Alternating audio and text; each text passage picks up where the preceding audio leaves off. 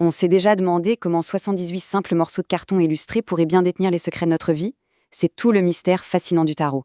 Et aujourd'hui, on va soulever un peu le voile sur cet art ancien. Beaucoup de gens pensent que le tarot, c'est pour lire l'avenir. Mais et si on l'imaginait plutôt comme un miroir? Un miroir qui, à travers tout un système de symboles, nous renvoie en fait à nos propres pensées. En gros, il nous aide à mieux nous comprendre de l'intérieur. Au cœur du jeu de tarot, il y a une véritable histoire, une épopée même. C'est celle des 22 arcanes majeures. Ensemble, ces cartes racontent ce qu'on appelle le voyage du fou. Et c'est une métaphore hyper puissante de notre propre parcours dans la vie. En fait, si le tarot était un livre, il aurait 78 pages.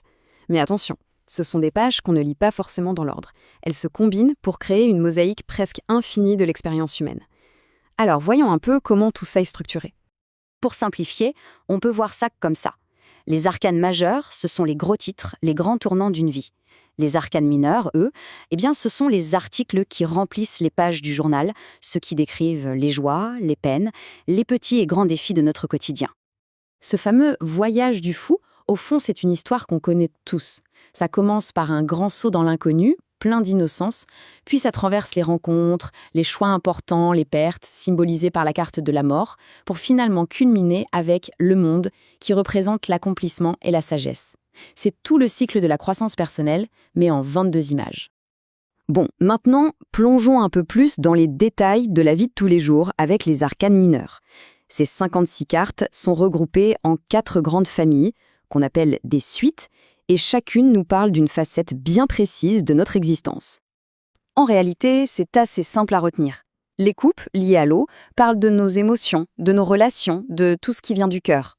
Les pentacles, liés à la terre, évoquent notre monde matériel, l'argent, le travail, la sécurité. Les épées, associées à l'air, représentent nos pensées, notre intellect, nos conflits intérieurs. Et enfin, les bâtons, liés au feu, symbolisent notre énergie créatrice, notre passion, nos projets.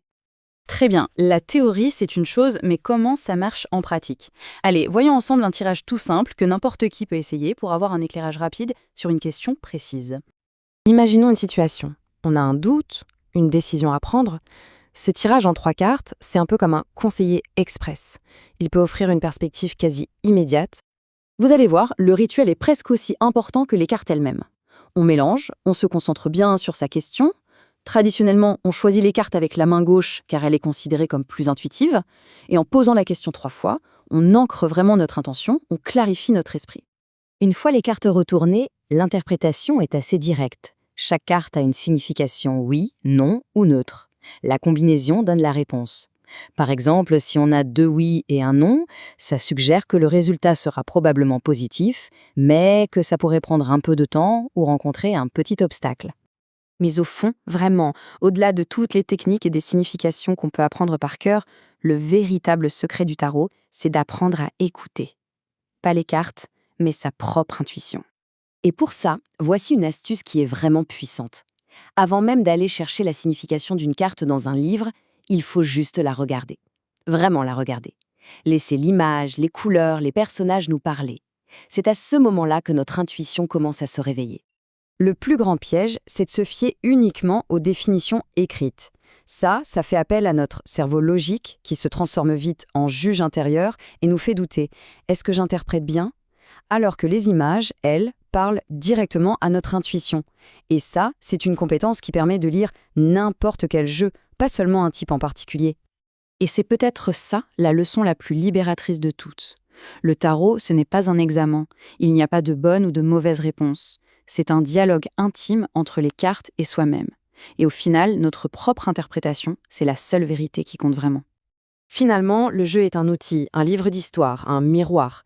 Il attend simplement de refléter le voyage de la personne qui le tient. Alors, les cartes sont sur la table. Quelle histoire va-t-on y découvrir ?